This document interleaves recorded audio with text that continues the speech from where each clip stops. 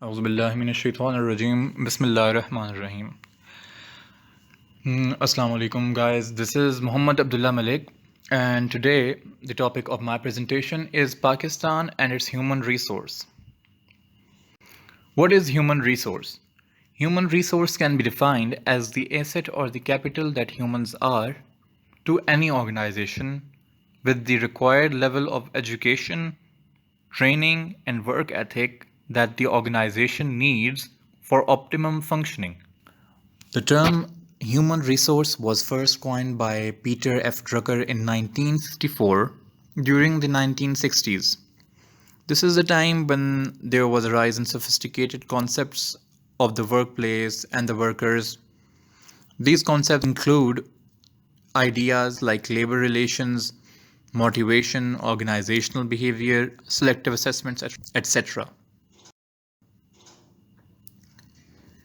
Now, since the topic of our presentation today is Pakistan and its human resource, we are going to be looking at the human resource with regards to Pakistan, where Pakistan would be considered as a whole machinery or an organization which works together to achieve certain goals.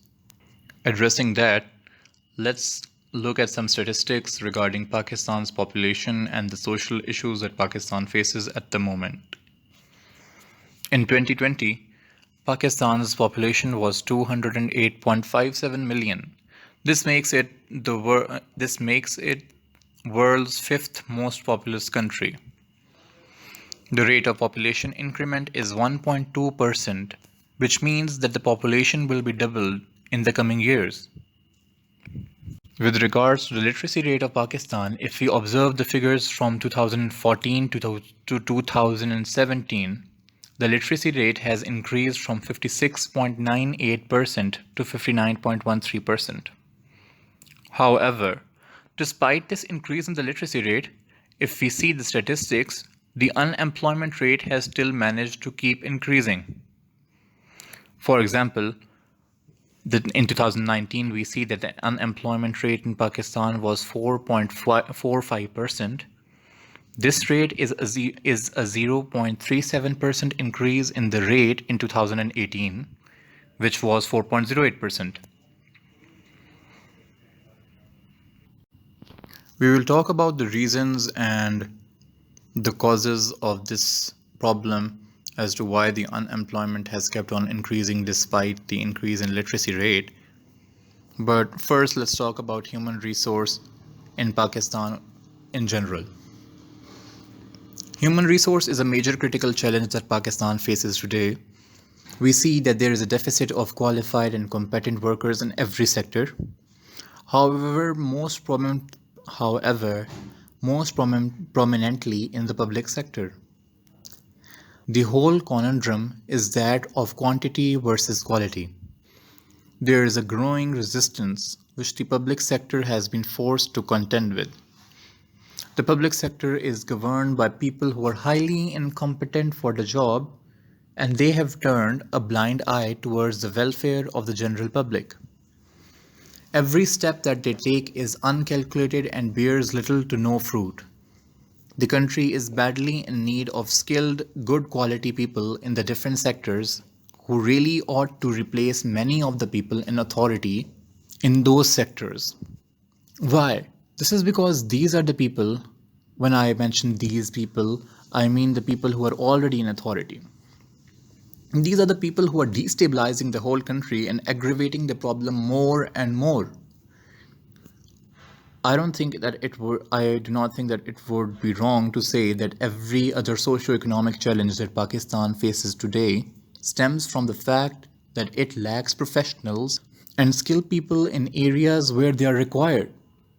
Coming back to the topic of why there is so much unemployment despite a high literacy rate, the thing is that when the public offices and other positions of authority and decision making are acquired by those who are incompetent or unqualified, there is very little room left for the well trained and deserving individuals to get employed at places for which they prepared themselves for. Thus, these individuals are overqualified for low wage, menial jobs, and therefore, even with their education degrees, they find themselves jobless. Thus, consequently, the unemployment rate escalates and the stability of the economy is compromised. I would now like to talk about problems facing Pakistan's human resource. Number one, there is less employment opportunities in the country, leading to emigration. As I mentioned before, Pakistan fails to provide the well trained workforce the jobs they are skilled to perform. Therefore, many people are left jobless and they have no way to earn a decent living. Some of Pakistani people they decide to go abroad to countries like the UAE, Saudi Arabia, and Canada, hoping for a brighter future. Thus, the country suffers a loss of well trained individuals. The problem number two, which gives rise to the human resource problem, that is a weak education system of Pakistan and its effect on Pakistani immigrants. Although one might have gotten a decent degree in the country, an immigrant is in for another tragic revelation.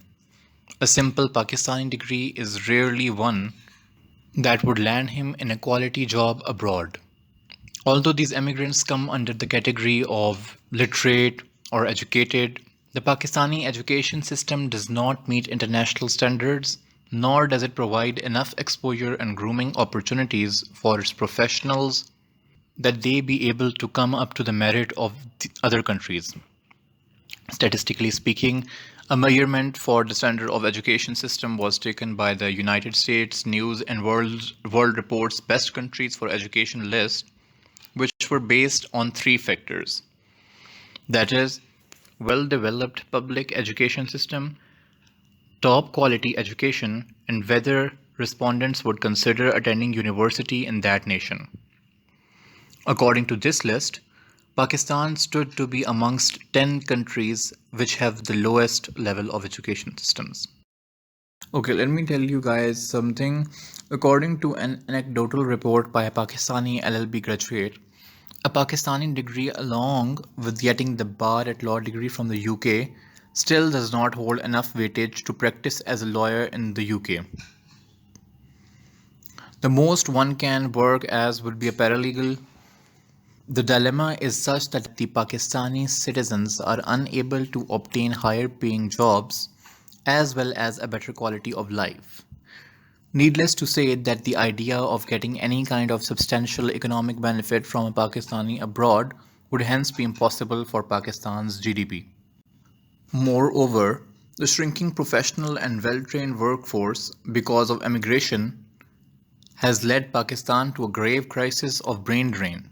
According to statistics, in 2013, 2.7 million Pakistanis left the country in the preceding 5 years to find better work opportunities. In 2020, Pakistan had a high brain drain of 6.5 according to Human Flight and Brain Drain Index. Coming back to some other causes which are aggravating the issue of human resource, apart from unemployment, they include the inavailability of any incentive. The people's wages in Pakistan are minimal and there are no attractive financial bonuses or compensation for the employees. Hence, this immense brain drain ultimately exacerbates the human resource crisis in Pakistan. In this regard, I would also like to mention that Pakistan has a very weak merit orientation with regards to policy making, as well as ethical errors about which we all know, like nepotism, favoritism, bribery, and frauds. Another noticeable cause for a weak human resource in Pakistan is a poor professional management system. The government system of Pakistan is also a very discouraging one for good civil servants. Most people try not to cause conflict in fear of the authorities and they try not to make decisions that go against the working of the more influential, powerful people. And those who are bold enough to question the existing systems do not have much support behind them to back them up. So, the situation deteriorates further as the unprofessionals still stay there in their seats, unchallenged, unmoved, and unbothered. One thing is for sure, and that is the fact that due to a lack of professionals, every sector in Pakistan is seeing decay day by day. We have seen what human resource problem is and why it is being caused in Pakistan. Now let us discuss some solutions or suggestions that in my opinion might be able to lessen the adverse effects that we have been facing till now, and maybe we might be able to save ourselves from the abyss that Pakistan is falling into. In my opinion, the system should be such that any citizen should be able to question a public official about their duties, and that their inquiry about the public official's duties is met with the response from the person which could be challenged to show substantial proof. In an overpopulated country like Pakistan, the citizens should be able to know where their taxes are being spent on. The problem Pakistan faces is such that not a single sector meets the standard that is required for a healthy functioning and a productive outlook towards the future. Given the current government environment and the attitudes of people who are the governors of this structure, it would be an extremely challenging feat to be able to start fresh by abolishing the entire structure from up to down and erecting a new one, which is far more logical, productive, stable, and sustainable. In my opinion, mere legislation and making new policies and changing them over and over have led us nowhere over the past 72 years. Therefore, to get the country and its people out of this abyss, it is high time that any resistance to a better structure is put down. Not by toppling the entire system like a revolution, but by utter steadfastness and firm, unwavering will to do what is right. While we talk about how to get rid of this problem of human resource, it is needless to be mentioned that assiduousness and diligence are the utmost requirements to establish a better structure which values its human resource and exploits the potential to the very core. Although it would take time to undo and make up for the errors made, but I believe that if steps are taken now, there is still a chance that the country can be saved from falling into a state of downfall and chaos from which there is no return. To cater to the demand of the country as well as the need to match with the pace of the rapidly evolving world around us, there arises the need for a system with well developed and administered human resource management, which manages its human capital in a way that is both comprehensive as well as strategic to promote maximum possible benefit from the country's intelligent and highly trained skilled workers. I believe that for the human resource crisis to be tackled, it is necessary to bring about a change in the education system.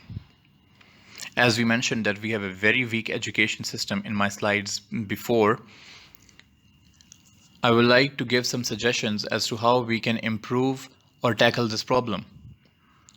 Multiple streams of education are prevailing all over the country, the two main ones being the matriculation system and the Cambridge system.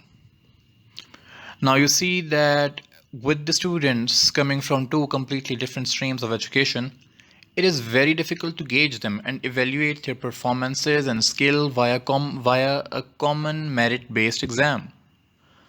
Therefore, the system needs to come to a single system of education that is based on modern education methods and also meets international standards. Deciding on a single syllabus and teaching methodology for every school will also prevent the need to change education policies now and then, thus preventing to create a haphazard among students as to what stream of education is safe for them to establish secure careers in the future. Thirdly, once the state has made sure that its children are getting the best possible education based on modern lines, the next important area to work on is the actual human resource management. More job opportunities must be created with fair, reasonable systems which filter through the population to choose the most capable, qualified, and competent personnel for the jobs.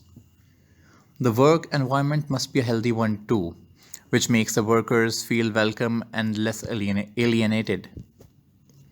Along with that, workers must be kept encouraged to perform better by allowing for compensations and wage increases from time to time.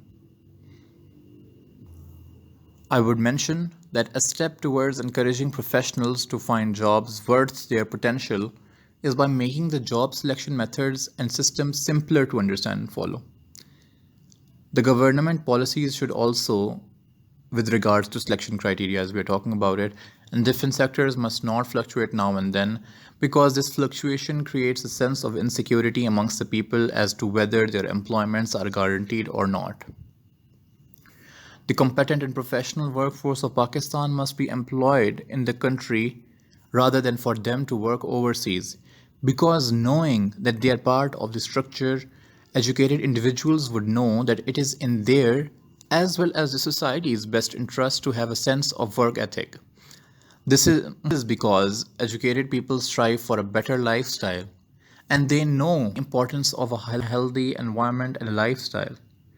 So they will automatically work to make the structure better and make the system sustainable.